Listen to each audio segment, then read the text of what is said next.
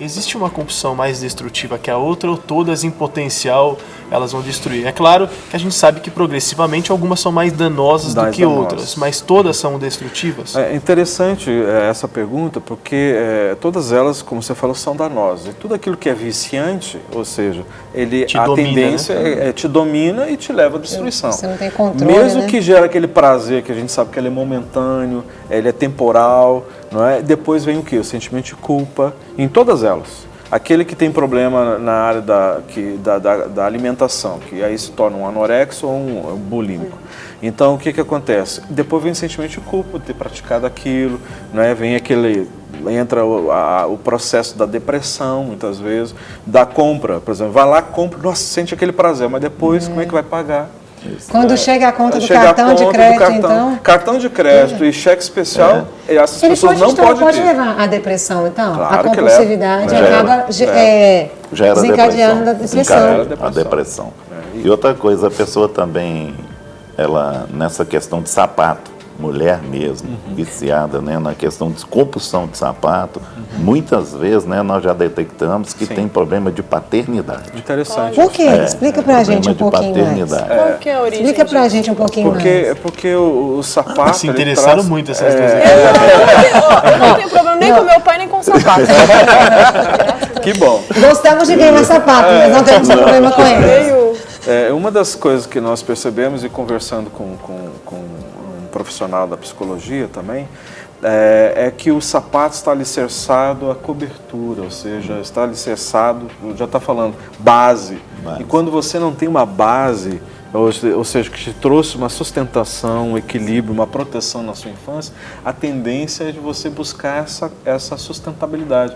E aí esse processo de você mudar de sapatos, de comprar, isso está relacionado. Porque muitas pessoas têm uma quantidade de sapatos, mas usam uma vez. Ou muitas vezes nenhuma vez. É porque eu comprei para poder combinar com o vestido, com a calça, com não sei o quê. Agora, se ela tiver e usar todos os sapatos muitos, isso é compulsão ou não? Pode ser. Pode ser. Então, a compulsão também. Não necessariamente é a pessoa comprar e não usar, né? Ela pode comprar e usar também, isso é compulsivo. Mas é compulsivo. Agora, perdão, as damas. As damas, obrigada. Como que a família deve se comportar nessa situação? Porque às vezes você identifica que tem alguém na família que é compulsivo, seja na compra ou na área de alimentação ou qualquer outra área. Como que a família deve se portar para ajudar o familiar? Será que é confrontando? Como que seria? Primeira coisa, tem que ver se a questão já é patológica, que aí tem que ter um tratamento clínico. Se não for, aí tem que ter um acompanhamento. Primeira coisa, trabalhar na questão do cartão de crédito, cheque. Limites, então. Limites, vai ter que trabalhar nessa situação. São os limites, os cartões, então vai ter que ser tirado. Não é para a pessoa já conscientizar a pessoa disso. E mostrar a ela que ela está criando uma situação para frente que vai trazer a depressão ou a angústia. Que quando chegar um ponto que ela não consegue pagar aquilo que ela comprou, ela vai angustiar. E vai trazer o problema realmente para a família, porque alguém vai ter que arcar com isso. Mas no caso, por exemplo, só para complementar, um caso de um homem de 40 anos, como que a família vai interferir nesse sentido, colocando um limite no cartão de crédito dele? Ou não seria também o caso de mandar para a clínica? Qual que seria a melhor interferência da família nesse caso? Aí tem que encaminhar, né? Alguém para... Desculpa, Guerra, porque normalmente são as famílias que tomam a iniciativa de ajudar. Sim. Porque a pessoa não percebe que ele é compulsivo. Entendi. Ou muitas vezes ele vai negar isso. Né? Por exemplo, alguém tem uma compulsividade na parte de compras. Ele sempre vai mentir a respeito do valor, daquilo que adquiriu. Vai dizer que custou R$100, na realidade foi 1.000. Não é? Ou, muitas vezes a atitude é dizer, não falar o que gastou. Enfim, são algumas atitudes que a pessoa tem. Né? Então, quem que vai ser os interessados nisso? É a família. Se esse de 40 anos mora junto com a família, então a família pode, de uma certa forma, intervir. Agora, quando mora sozinho, aí é diferente. Quer dizer, aí vai ter que ser pela intercessão, pela oração. Que ela tem que assumir para poder alcançar o coração dessa pessoa e ajudá-la. Tem um comentário aqui, pastor, de um testemunho. A Nia Wander Oliveira coloca assim: deu certo comigo. Toda vez que eu vou às compras, peço ao Espírito Santo para curar minhas emoções e me saciar. Isso me tira a ansiedade. Compulsão já gerou muitas dívidas aqui em casa. Também vejo a compulsão como falta de maturidade.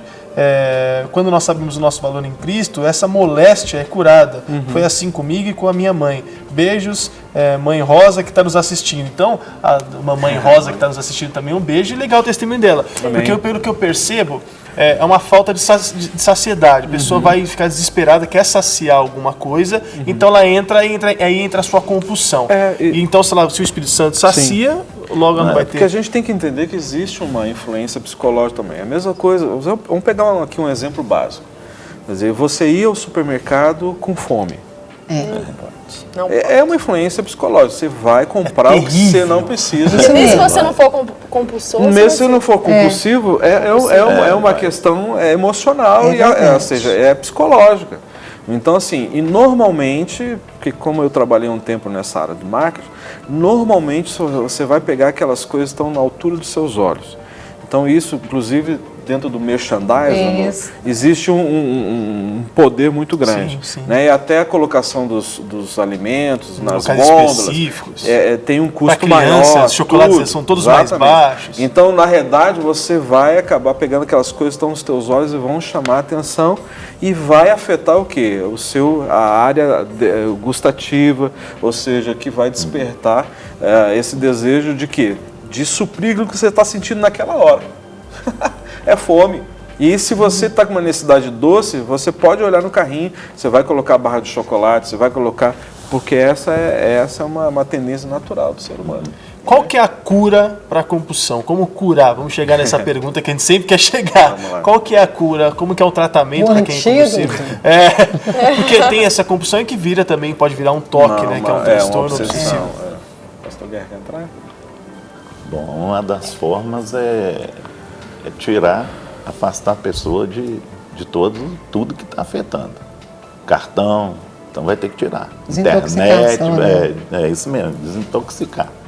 Vai ter que eliminar a pessoa disso. Outra, conscientizar e também ver se a pessoa já está no sentido patológico, aí vai ter que procurar realmente um psicólogo ou um psiquiatra para acompanhar essa pessoa.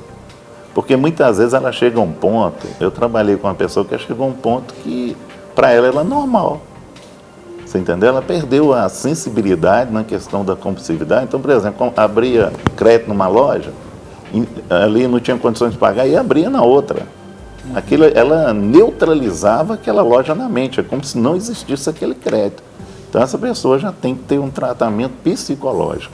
Outro, a luz da palavra. Nós vamos levar a pessoa à luz da palavra, o Espírito Santo, trabalhar ela na Bíblia e tudo, ver, né, levar os versículos, mostrar a ela que Deus pode trabalhar aquilo na vida dela, que o Espírito Santo pode tirar aquilo dela, que Jesus cura essa doença, não é? Que chega a ser uma doença, então Jesus cura, que já foi provado que é uma doença, é patológica. Então vai trabalhar na questão e oração também, orar com a pessoa, buscar ajudá-la a sair daquilo que não é fácil, tá? E conscientização do que ela está fazendo. Tem que levar ela a conscientizar. Eu trabalhei com uma pessoa e falou assim, mas eu não estou fazendo mal para ninguém. Eu falei, mas está fazendo para você? É um viciado, né? Ele falou assim, não estou fazendo mal para ninguém. Eu falei, mas está fazendo para você. Olha o tanto de dívida que você já adquiriu. Aí comecei a trabalhar em cima disso. Então tem Eu vou ter que pedir para o senhor dar uma explicada novamente na questão dos sapatos com a paternidade. Tá bom. Porque às vezes alguém ligou assim a televisão e não entendeu, e aí trouxe uma dúvida. Eu tenho problema com meu pai, mas eu não compro sapato. Certo. Explicar que na verdade isso é uma das características. Explica pra gente uma das, novamente. não quer dizer que ou seja assim, não é? Então, isso a gente começou a perceber, isso eu estou falando em termos de experiências que a gente tem tido, não são determinantes, experiência não determina nada, experiência é experiência, não é? Então, assim, experiências, e isso nós fomos buscar através de, conversando com alguns psicólogos, sobre essa realidade, ou seja, essa ligação entre a pessoa ter muitos sapatos, não é? E muito mais do que 100 pares de sapato com a figura paterna. O que essa correlação tem a ver. Então, o que foi nos passado, foi nos explicado a respeito disso, é que existe essa questão da segurança, existe a questão de você estabelecer, colocar o pé, ou seja, você ver seus pés bonitos, ou seja, está relacionado à segurança, a você estar pisando em lugar firme, não movediço, não numa perspectiva de uma insegurança. Então, isso nós percebemos que está vinculado à figura paterna, de cobertura, de segurança, de proteção, que muitas vezes de base, essa é a palavra, base, que muitas vezes é o que mais a mulher precisa, né? Ou seja, ela sai da figura paterna que não teve em casa e vai buscar no seu relacionamento com seu cônjuge ou seus relacionamentos extraconjugais, sempre buscando o que? A figura paterna, proteção, segurança, e isso tem essa correlação. Tá mais do que explicado. Pastor, tem uma pessoa que ligou pra gente aqui, e ligou e falou o seguinte, que ela tinha um toque, ou desenvolveu um toque, e esse toque desenvolveu diversas outras síndromes, como a do pânico, inclusive, como eu te perguntei no começo, ele já até tentou o suicídio, chegou à vontade de tirar a própria vida. Eu queria que você falasse um pouco o que desencadeia essa compulsão, ela vai desencadear, como você disse, já o toque, o que o toque pode desencadear, porque às vezes são coisas pequeninas que vão escravizar, vamos dizer assim, entre aspas, a pessoa até o final da vida, não vai levar, como a pessoa tem que deixar as canetas tudo do mesmo jeito, aquela coisa assim, aqueles toques básicos que não vai mudar teoricamente a saúde da pessoa, mas existem outras coisas como a droga, como diversas outras que a gente poderia citar. Você falou também que leva a depressão, né? Então...